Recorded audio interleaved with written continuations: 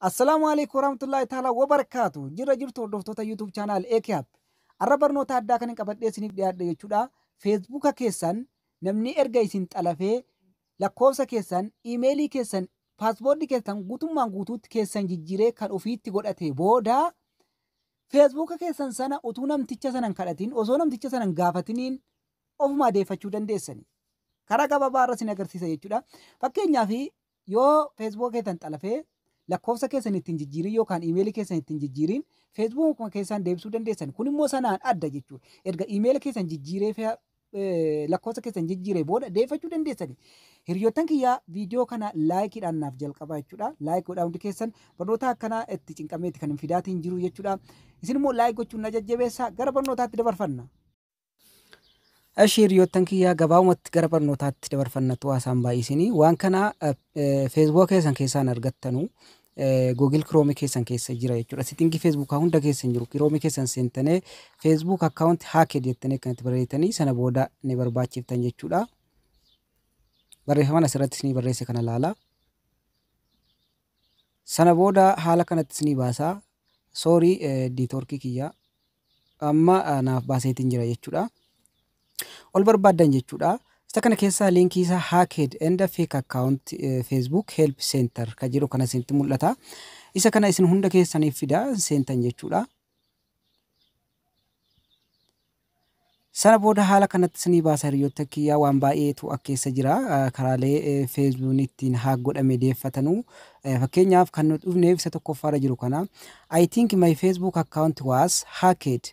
Akka yaadutti Feesbuukni kiyyaa hatamee jira yookaan xalafamee jira or someone using it yookaan namni biraa fayyadamaa jira without my permission.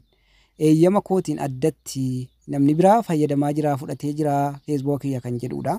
Kan ittiin immoo I think my friend Facebook account was hacked. Kan hiriyaa kiyyaa Feesbuuk hiriyaa kiyyaa hatameera kan jedhu kana hiriyaa keessanillee asiin gargaaruu dandeessan jechuudha. Gargadiitiin illee how do I report account for impersonation kan jedhu kunillee ni jira. Waan baay'eetu jira kana keessa. Amma nuti immoo kan dhufneef jechuudha. Isa tokkoffaarra jiru kana Feesbuukni kiyya hatameera. Akkuma isiniin jedhe erga log out godhee isinirraa fudhatee ka'eeti wanti kun. Erga isinirraa fudhatee waa hunda isinirraa jijjiiree lakkoofsa keessan akkaawuntii keessan jijjiiree ka'eeti. Isa kana cuqaastanii get start kan jedhu kana isiniif baasa jechuudha. Get start kan jedhu kana wagga cuqaaftanii haala kanatti isinii baasa. Log in kan jedhu kana ni cuqaastan jechuudha. Log in kan jedhu kana wagga cuqaastanii paaspoortii keessan isa duraanii irra gootani. Asirratti iimeelii keessan isa duraanii, paaspoortii keessan isa duraanii, isa ammaatiin jijjiireera jechuudha. Isinirraa amma namni jijjiireera. Isuma Feesbuuk irratti isin diide sana asirratti gootan jechuudha. Amma irraan kaadha jechuudha. Asirratti wanti hubachuu qabdanu paaspoortii keessan dagattanii tullee yoo ta'e jechuudha. Kunoo ni jira. Forget password kan jedhu ni jira. Isaan seentan jechuudha. Amma ani isaanin seenee isin agarsiisa gaa Feesbuuk dagatte paaspoortii yoo qabaattan asumaan seentanii isa forgetiidhaan seenee isin agarsiisa.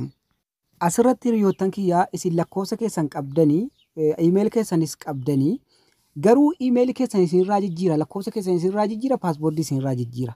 Feesbuuk keessaa yoo raxxanee kana yaaltane hin dandeessanu Feesbuuk keessaan. Kunoo kun immoo jechuudha guutummaa guutuu isin deebisa forget paaspoortii kan jettu kanan cuqaasa jechuudha.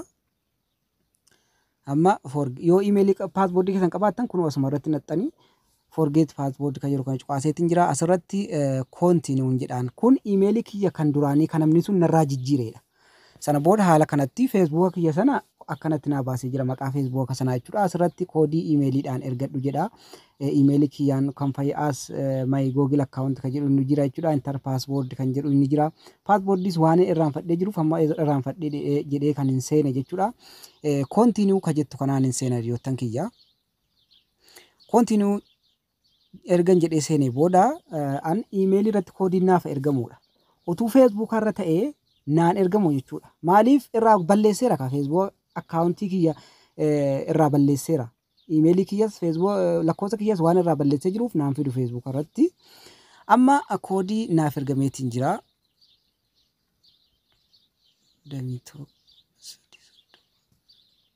Tinagadheetiin jira. Continue kan jettu kanan cuqaasaa. Sana booda asirratti haala kanaan naaf baaseetiin jira. Enter new passport naan jedheetiin jira ammalaan. Akkuma waan Facebook irraa an jijjiirataa ruutti jechuudha. Akkuma waan duraan iimeeliin kiyya hin jijjiiraminiitti. Paaspoortiitti naqadha jechuudha. Dokseentti naqadha. Itti naqadheen dhufa. Paaspoortiitti naqadheetiin jira. Kun haala kanaan next ka jettu kanan cuqaasa jechuudha.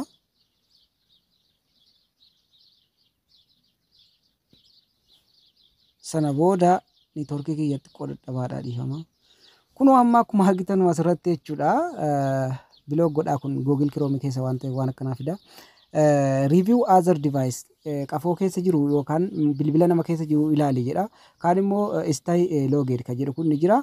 Yoo barbaaddanis ilaaluu dandeessanii keessaa bahuudhaan loged gootanii seentan jechuudha yookaan sana booda kun argitaniittu kun haala kanaan Facebook kiyya sana qad godhee naaf baaseetiin jira. Kun haala kanaan seentanii namticha sana keessaa baasuu dandeessanii kun amma seeneera namticha sana paaspoortii irraa jijjiirtaniitu log out bichaa gootanii jechuudha. Haala kanaan keessaa baasuu dandeessanii hiriyoottan kiyya asirratti wanti isin hubachuu qabdanu lakkoofsi keessan sunis jijjiirameera irraa paaspoortii keessanii jijjiire iimeelii keessanii jijjiiree erga inni ka'ee booda jechuudha. Wanti kun waan qal'aali isinitti hin fakkaatin baay'ee amma namummaatti barsiisu keessaa jechuudha. Baay'ee yeroo guddaa fi ta'abii guddaa kan irratti fudhateera. Akkasiin amma laaltanu qalbii miti jechuudha. Iimeelii keessanis paaspoortii keessanis waa hunda erga isinirraa jijjiiree ka'eeti. Utuu Facebook keessaa yaalii gootanii hin argattanu maaliif isinirraa jijjiireera ka? Kanan sinin jedha laayikiin keessan immoo na jajjabeessa akkana ta'abee gaafan waan akkana hojjedhe laayikii yoo sinnaa gootan ittuun dabalataan hojjedha jechuudha. Yommuu waan ta'abee naan immoo laayikiin fi wanti na jajjabeessu dhabame samilee na dhaaba jechuudha. Kanaaf laayikii naa godhaa hiriyoottan kiyyaa baay'ee.